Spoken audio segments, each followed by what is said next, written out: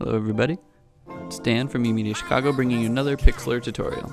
So today we're going to be talking about selection. So if you remember back in like elementary school when you go to the roller rink and it was couple's choice and you had to pick who you're going to skate with, selection is a lot like that. You're choosing one thing and then whatever kind of choices you make after that only apply to that area that you selected. So first thing you do is a marquee tool here. And this is a basic box select. It's going to take everything inside of the box that you click and drag. So let's say, for example, we check this whole thing. Now, only everything in this box applies. So, we're just going to hit Command-C to copy and go and paste this into a new window. When I paste it, you'll see it only kind of took that selection there. If I move this over, you'll see, yeah. So we've selected that area just like I always wished that Janet Cantonelli would have selected me to roller skate with. So, another way you can do it, let's say we didn't want this selection to happen anymore. So we're going to go to Edit, Deselect All, and our little marquee is going to go away there.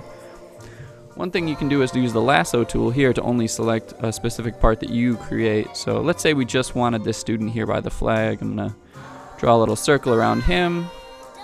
We're just going to select this one person. Let's say just like Janet Cantonelli was really the only one for me.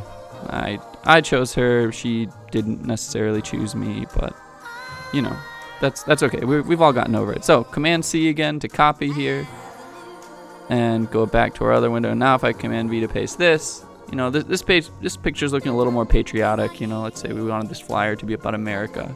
It would maybe fit just to have the one student in there. So those are two basic ways to select something. Let's get into something a little bit more advanced here. Let's say we wanted this picture to just be kind of about this American flag here in the middle. It's kind of got the light all around it. It's the center of attention, just like when that special person roller skates past you and the rest of the world kind of seems to fade away. We're going to select the flag here, but then we're going to go over to Edit and then Invert Selection. And what happens now is everything outside of the box we made is selected.